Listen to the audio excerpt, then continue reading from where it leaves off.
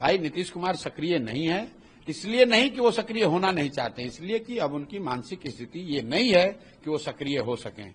सक्रियता के नाम पर उनके इर्द गिर्द जो लोग हैं, जो नेता मंत्री हैं, जो अफसर हैं, वो लूट रहे हैं, अपना हित साध रहे हैं।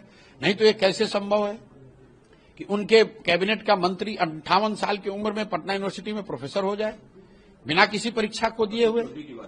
सर्वदलीय नेता अशोक चौधरी की बात कर रहे हैं।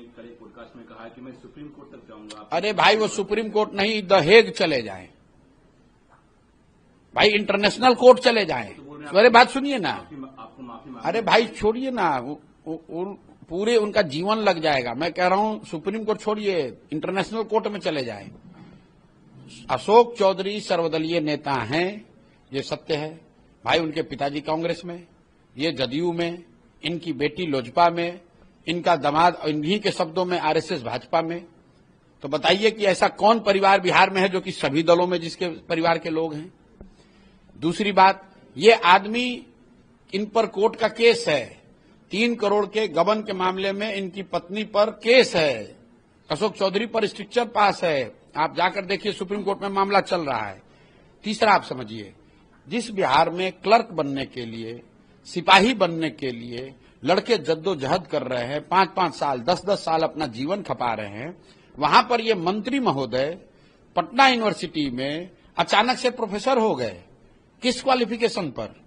कौन सा परीक्षा इन्होंने पास किया है जो पीएचडी के आधार पर इनको दिया जा रहा है? भाई बिहार में कितने लोग पीएचडी किए हुए हैं, कितने लड़के जेआरएफ करके बैठे हुए हैं, वो किसी को नौकरी नहीं मिल रही, कोई गेस्ट लेक्चरर नहीं हो सकता है पटना यूनिवर्सिटी में। भाई साहब प्रोफेसर हो गए, क्यों बने हैं आप ये भी समझ लीजिए।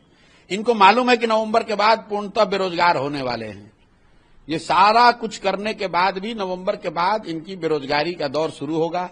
तो पहले ही से जाके पटना यूनिवर्सिटी में नहीं तो मंत्री को प्रोफेसर बनने की क्या जरूरत है? आप बताइए कि आप मंत्रालय का अपना काम तो कर नहीं पा रहे हैं और आप बच्चों को पढ़ाइएगा कैसे? तो आप तो मुफ्त में ही पैसा लीजिएगा। सर, बिहार में पोस्टर्स, पॉलिटिकल पोस्टर्स की काफी चर्चा होती है। पहली बार देखा गया है कि जदयू कार्यालय में नरेंद्र मोदी प्रधानमंत्री का फोटो लगा है, पोस्टर लगा है। ये क्या दर्शाता है? दर्शाता है जो बात पिछले 2 बार से हम 2-3 साल से कह रहे हैं कि जदयू का अब अंत आ गया है। नीतीश कुमार के राजनीति का ये अंतिम दौर चल रहा है। चुनाव के बाद जदयू एज ए दल उसका बचना रहना करीब करीब असंभव है। वो दल अब स्वतः विलीन हो जाएगी। ज्यादातर लोग या तो भाजपा में भग जाएंगे, कुछ जनसुराज में आ जाएंगे, कुछ राजद में जाएंगे। जदयू दल का कोई अस्तित्व चुनाव के बाद बचने वाला नहीं है।